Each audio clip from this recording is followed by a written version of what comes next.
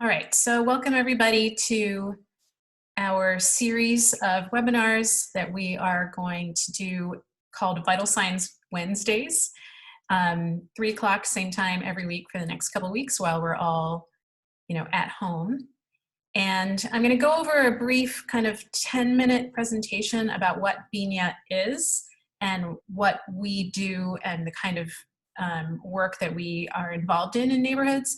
And then the last 20 minutes will be a web demo for all of you to learn how to access our information. And again, in the chat room, Logan Shirts is here, LM Shirts, if you want to email him any questions that you might have that I'm not answering quickly while I'm going through this, he'll be able to do that. And again, afterwards, I'll leave some time for Q&A. All right, so I'm going to start off with our presentation. Can everybody see the presentation?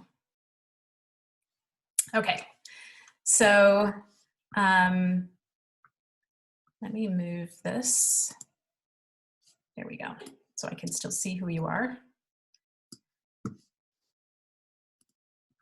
All right, so thanks for being with us today.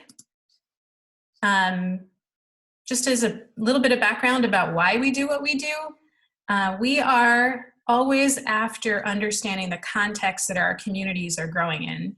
And this kind of quick picture is a way to show people that even if you have a plant growing and you have this yellow leaf, to fix issues with that yellow leaf requires you to actually go down into the soil, make sure there's enough water, make sure there's enough sunlight in the ambience. The answer to this yellow leaves problem is actually not in the leaf. And so understanding what's going on in the soil for our communities is essentially why the Baltimore Neighborhood Indicators Alliance does what we do. Just to remind everybody what a neighborhood even is, your address provides a lot of services and information that you wouldn't normally otherwise get if just based on the location of where you are. And these are what are called durable properties. There's a whole body of literature around urban sociology for anybody that's interested. And these are the kinds of things that are impacted just by your address. It determines who your neighbors are. It determines if and how your community is organized. It determines what school your children might go to.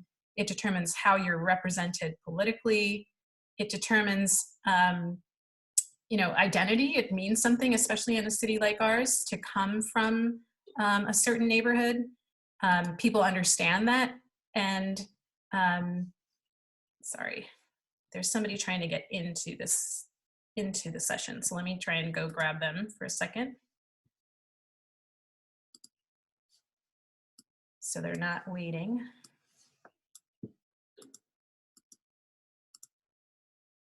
Sorry for those of you that were waiting.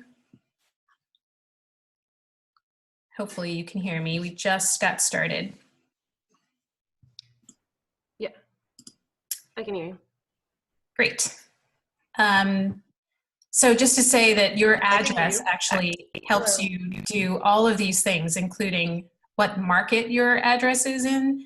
And a lot of communities forget that where you live determines some critical markets, which we are obviously experiencing right now. Whether or not you can sell your house has much more to do with where you're located than what your house itself looks like. And also the retail markets are completely determined by the demand, which you can literally see right now of how our retail industries are actually hurting because there is such a lack of demand. But in general, they're looking for, who would, on a probabilistic sense, actually go to that coffee shop or go to the grocery store or, go to that sit-down restaurant. So our address gives us all of these things, way, way, way more than just kind of where you hang your hat.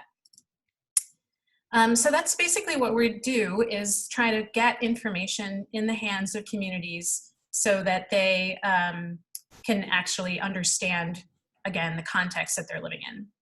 We are part of the National Neighborhood Indicators Partnership, which is housed out of the Urban Institute in Washington, D.C. And so we're part of a learning network of indicator sites. trying to come up with better ways to get data into the hands of communities. So if you're ever doing any kind of comparative work in Cleveland and Oakland or New York, you can take a look at some of the other partners that we have that we're learning from ourselves. And then every year we issue the Vital Signs Report around this time. So we have issued the 17th edition, and it takes us about a year to get the next edition out. But there are over 110 indicators from 50 different sources that we push out on our website and through an open data portal, which I'm going to show you. The website is bnijfi.org/vital signs in case you did want to get to it while I'm doing this. But there's a lot of information here that we want to try and make sure people understand, and we provide lots of trainings on how to use this data. So if you are on Twitter, I welcome you to join this poll of how often do you use vital signs data, and maybe even just here by show of hands or just by in the chat room if you want to add in kind of how many of you have already done it. Any of you that never have used it, some of you probably just use it when you really need to look up something very specific for a grant application or for a neighborhood meeting. And then we have some really high-end users that just explore the vital signs all the time. So we did have a poll to ask that question on Twitter, so you're welcome to kind of join that. And let me see if I can get the chat room. Got it. Yes, Logan, I think you should be using it every day considering that that is your job. All right, so we'll finish up what kind of people are using the data for as we go forward. So even though we put out 100 different indicators, we have found that there is one indicator that matters the most for our neighborhoods, believe it or not. And it's really, are you growing, are you remaining steady, or are you declining? And this is like an existential actually issue for all of us in the city of Baltimore itself. This is the latest census, which is 2010. And we're obviously coming into the 2020 census right now, and thinking about all of the cities that are in the Northeast corridor that had been losing population for decades, just like Baltimore. But in that last decade, between 2000 and 2010, Baltimore was the only East Coast city that continued to lose population. None of the other cities are losing population anymore, even though we all were kind of in that same boat up until 2000. So we have another poll, if you want to, in your chat box or on Twitter. How many people have filled out your 2020 census questionnaire that, of course, came just last weekend for many people in the mail. You either have already done it, you've got it in the mail and you just haven't done it yet, or some of you may not have gotten information, which we can help you with if you or anybody in your community don't know what to do with respect to the census. We're happy to help you do that. And then the other thing that could have changed for some folks because of COVID-19, your living situation may have changed. This is things like students coming home from college unexpectedly, and so people are not exactly sure what to do. And we are getting guidance on what to do in those situations as well. People coming home from overseas unexpectedly. If any of these things apply to you and you have questions about that, please let us know, because we can try and get you guidance on how to respond to the 2020 census.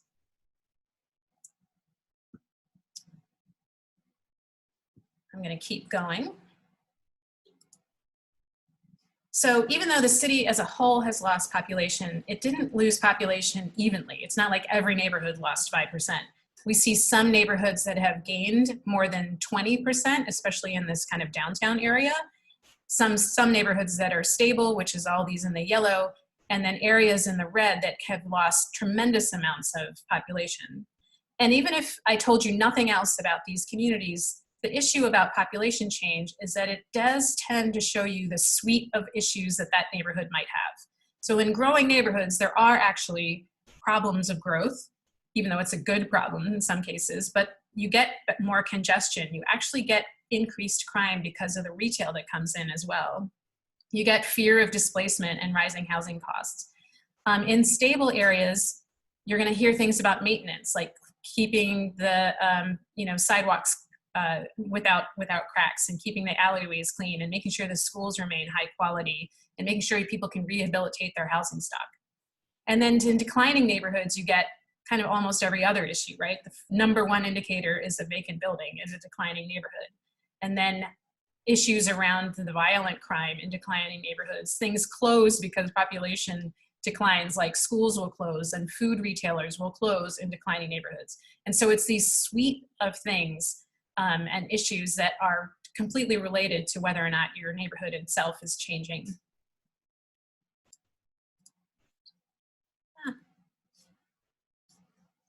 So all of this information, when we send out the PowerPoint, is available online, and you can then kind of look at this particular issue around population change when we move forward.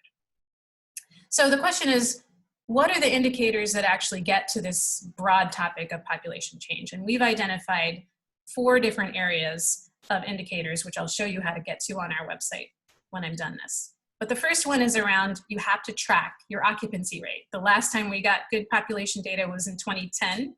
We won't get new 2020 data until next year. And so in the meantime, what do we check? Number 1 is vacant and abandoned property, which you can see the higher, these are all maps that are available on our website. The higher or the darker the color in every one of our maps, the more of that indicator that there is. And so we probably have a mental map of where we have vacancy, which is the code violation, the boarded up tree probably going out of the roof. But then we have another indicator that's a little bit quieter, but this is where the US Postal Service is no longer delivering mail because nobody's picked it up for 90 days. So the house might look okay, but it's actually empty. And this is what a lot of neighborhoods already know, houses that are empty, which is not necessarily an eyesore, but it doesn't provide, the human and social capital that you need for an occupied household. So those are the 2 indicators that we tell people to track. And we also have a set of recommendations and goals that we try and work with communities to try and achieve, and really get to this notion of reducing vacancy and abandoned housing below 4%. And particularly having a plan to do that in some of our neighborhoods. Some of our neighborhoods don't have a plan. And then to remain vigilant in areas that are crossing over the 4%, and then tracking kind of how many houses that would, or how many buildings that means. So these recommendations we've actually put out for a couple of years now, but they tend to change as neighborhoods change every year when we issue the vital signs report. The second one is that if we want diversity in our neighborhoods, we actually need to have diversity in our housing supply. There has to be a range of options for people of different price points and in different household situations to be able to live in our neighborhoods. These are the 2 indicators that we suggest people to track for housing diversity. One is housing choice, that somebody with a voucher would choose your neighborhood and help them defray some of the costs associated with renting in your neighborhood. And then we have another one is how much rent affordability is in your neighborhood. That means that people are not spending more than 30% of their income on rent. So what's interesting about these 2 indicators that actually come from 2 different sources is that there's unfortunately a lot of overlap between these, which is a little bit of an irony. So if we look here on the east side, Bel Air Edison, Clifton, Berea, Madison East End, which is just east of the Hopkins Hospital, we have a lot of housing choice voucher utilization. But if you look at the rent affordability, you actually have a lot of folks spending more than their income on rent, which again is a little bit of an irony. Washington Village, Pigtown, down in the southwest, exhibits kind of the same tendency, and also Edmondson Village. Edmondson Village has these high rates of housing choice and also rent unaffordability. So we have a set of recommendations to handle that. One of them is a little bit more of a policy issue. This is, instead of having the rent be flat across the entire metropolitan area, we're suggesting that the rents actually follow what the market is on the ground, and that the city adopt the small area fair market rent demonstration program, so that the rent is set at the zip code or the census tract instead of at the median for the metro area. We're also trying to create kind of a targeted homeownership program so that in those 4 neighborhoods that I mentioned in particular, that the renters in those neighborhoods kind of go through homeownership counseling, try to get into homeownership, and then we can try to service other people on the wait list. But in general, we have a huge problem with respect to housing insecurity. We have 25,000 people on a wait list, and until we address kind of that elephant in the room, we're going to have a lot of these issues in our neighborhoods. That was the second one. So the third one is around accessibility. Some of our neighborhoods are just not accessible physically, socially, with respect to connectivity, and trying to figure out ways that people can really address this. So we use the 45-minute commute time as a proxy for the idea of access. So this is access to work, which is what all of us need to do. And you can see here kind of some of our most high unemployment areas. This is Southern Park Heights, this is Soundtown Winchester, this is Coldstream, Montebello, Midway, Coldstream. And if you can see, these are areas that were unfortunately have high unemployment, but then also have high commute time. And if you notice where they're located right near job centers, right there. You could walk between Soundtown Winchester and downtown in 45 minutes. So that means they're clearly not working kind of in the city in some cases or nearby, and they're using public transportation to get there, to get to where they need to work, which becomes an inaccessibility feature for the neighborhood and makes it not attractive. So our next poll, if you wanted to go on to Twitter, when you're not telecommuting, which I know we all are right now, how long does it take you to get to work? And thinking about your neighbors, like how long does it take your neighbors to get to work? Because it's not just about you personally of how long you travel, it's really about how many people in your neighborhood are traveling so far that you lose those eyes in your neighborhood on a daily basis, right? If you have parents traveling too far to get to work, they can't get to the parent-teacher conference. If you have too many people traveling so far, they're not going to be able to be engaged in community-based activities like the community association. So that travel time to work in the middle of a city is really a depletion of social capital. And we have a set of recommendations around this too. Obviously, we'd love to get better quality transit like all of the other East Coast cities have. Baltimore is the only East Coast city that doesn't really have a robust system and is not actually trying to expand at this moment. All of the other East Coast cities have kind of routinely increased their access to transit. If you are in workforce training programs, we should be targeting folks in these neighborhoods, in high unemployment neighborhoods, for proximate jobs, not just any job. It has to be jobs that are close to where they live. Otherwise, we're basically going to deplete the neighborhood of somebody that might get that kind of training. And then finally, what kind of system can we create to get people to feel welcome in some of our neighborhoods through kind of wayfinding and signs, beautification, ways to make sure people know that your neighborhood is even there, so that they would want to travel through there. You see that? I think some people are waiting to get in. Ooh, okay. Hang on 1 second. I don't know why there's a wait room after it actually even started. Sorry for everybody that was waiting.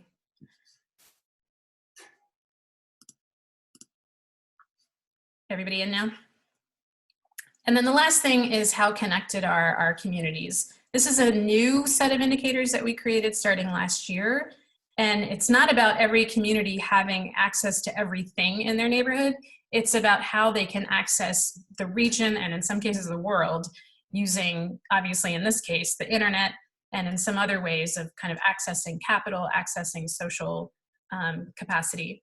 So this is a new indicator that we had in 2017, looking at the lack of internet at home. And unfortunately, especially today, when we're all attempting to try and telecommute, or students are trying to do work at home, this becomes a huge barrier to the world right now if we don't have access to the internet at home. And look at the kind of unfortunate disparity that we have across this particular indicator. Again, probably areas that we unfortunately know of as being high unemployment, but also trying to make sure that they get access to the internet. And we have other resources that you might want to check out later on kind of drilling down on digital access in the city. But the disparity is huge. 25% of households in the city of Baltimore do not have access to the internet at home. And especially right now, it's probably a huge problem.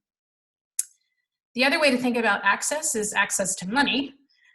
Small business investment, huge problem right now for small businesses that might be shuttered for COVID-19. And this is data that we actually received from the Johns Hopkins Center for Cities 21st Century City Initiative, looking at where small businesses have access to capital. And notice we have lots of areas, unfortunately, kind of on the west side and up here in the Northeast that don't really have much small business investment. So that's the way to think about our indicators. And we try to get these 4 issues to be at the front of anybody that's looking at the relationship between people and place. So how are all neighborhoods diverse? Using the housing choice voucher, rent affordability, and housing assistance. How are they occupied with respect to vacancy? How are they accessible? And how are they connected? And in general, we have an equity lens that we will never be an equal society if we have neighborhoods that are, separate but unequal. So that's at the root cause of why BNIA is even here. So I'm going to turn us to a website demo. I'm going to stop sharing for a second. And let me see if there are any questions before I move on. All right, so now I'm going to share our website. Can everybody see the website? I'm going to go through a couple of things that I touched on the presentation, but then how to actually access it using our website. So the first thing you'll see when you come in, we do a lot of other things, but vital signs is at the core of what we produce every year. And one of the typical ways that people want to get in is, not necessarily knowing what community you might live in, but actually looking up their address. So you can come in here, I'm just going to put our office address, which we're not in right now, just so you see how it works. And you can certainly come in and look at your address. Oh my map is not available.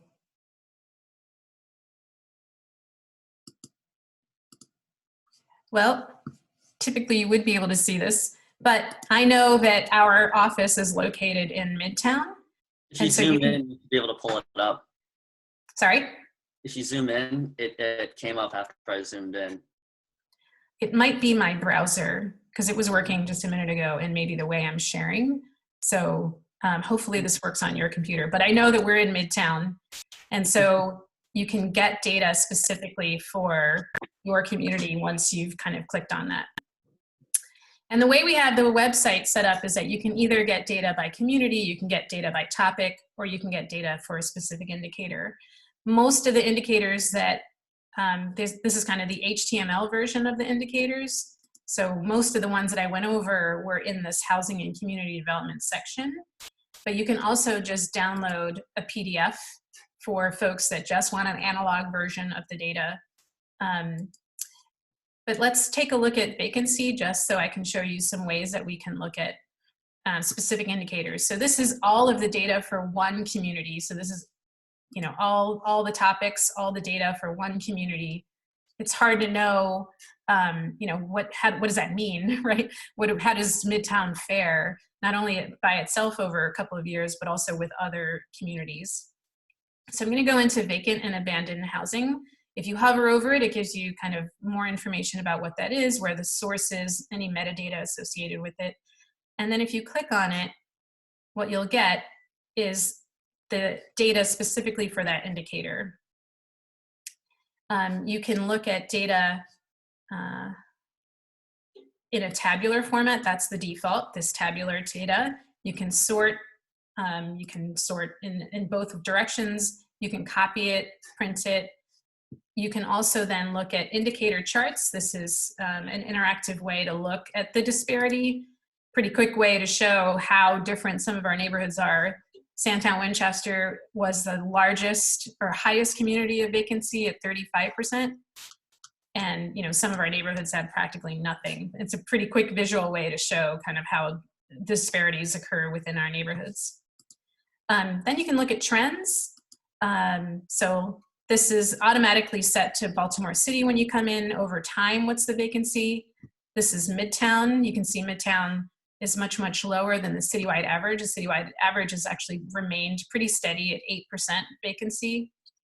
Then you can start to see other neighborhoods like Southwest Baltimore, which has a much higher rate and unfortunately an increasing rate of vacancy.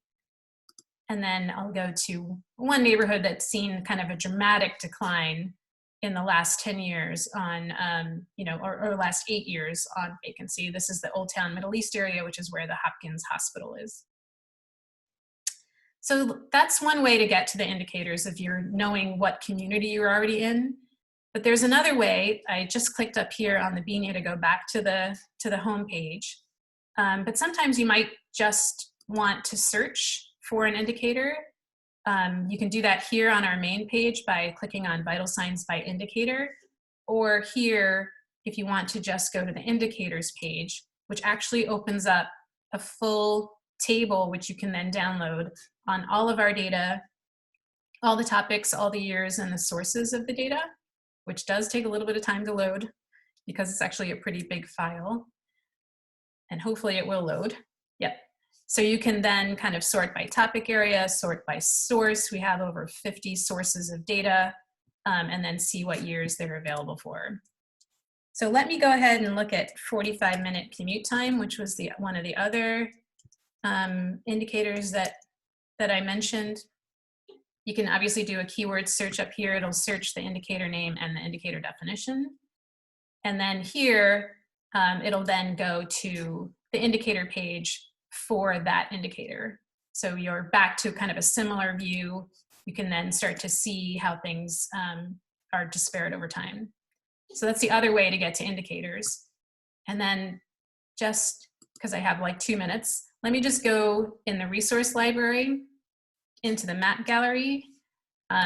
This is a way to look at kind of all of those maps that I was showing you. I'm going to go into workforce and economic development to show you digital resources, but you can see all of the maps across all of the years for the indicators in that particular section. And it's a pretty quick way to show the reason why we collect all these indicators is because every single pattern that you see here is pretty different across different indicators. And so sometimes, so this is the percentage of households with no internet at home. And so you can see this is something that you can download. This is something that you can then kind of share. And we have, these maps are pretty famous, being shared all over the world in some cases. That's available through our mapping resource. And then the last way that you might want to access data, which we'll get into much more in subsequent webinars, is our open data portal. And this is where we're going to actually release Vital Signs 18 starting next week. We're kind of going to do it in piecemeal because that's just the nature of working from home. We're going to do 2 chapters at a time, but all of the data is available through our open data portal, and we'll be able to answer kind of more questions for you on that next week. But if you wanted to go ahead and take a look at the open data portal for now and get ready for next week when we get back and show you more, that's kind of a teaser for the next couple of weeks that we're going to be working on. Hopefully that was a very brief and quick overview. If there's any questions that I can answer right now, I'm happy to do that. Otherwise, I think maybe we'll put in our contact information, and hopefully you were following along with us on Twitter, and hopefully we'll see you next week. Seema, can you hear me? Yep. Hi, this is Cynthia. I just have one quick question for you. Sure. I haven't been in any of the BNIA data recently, but in the past, you know, my community was kind of lumped in with a Patterson Park North or East or something. And I'm looking at trying to get, because when we have like a large area, it seems like the information can be skewed because you're taking in more information from a larger demographic of folk because of that area. And we're trying to figure out how do we really kind of drill down to the data and the numbers for our specific area. Because if you take in places like Butcher's Hill or different things like with us, it's going to skew the data one way, as opposed to what is actually reflective of the people that live in that particular area. So you're in the care community, right, Cynthia? Right, exactly. So we know about care in particular. It unfortunately crosses over 4 different census tracts just because of the nature of where the streets are. And so care is actually, unfortunately, in 4 or 3 different communities for us. But anytime a community wants specific information, please just ask us and we'll get you a cut of the data specifically for your neighborhood. And then also the planning department does provide some demographic information and other kind of information for communities at the neighborhood level. So what you see on our website is, I think, just the tip of the iceberg. We're here to help make sure neighborhoods have access to information, period. And if you can't find it on our website, please contact us and we'll get you exactly what you need anytime. Thank you. Thank you. I am going to stop recording, but I'm happy to stay and answer any questions if anybody has any. So let me turn that off for a second.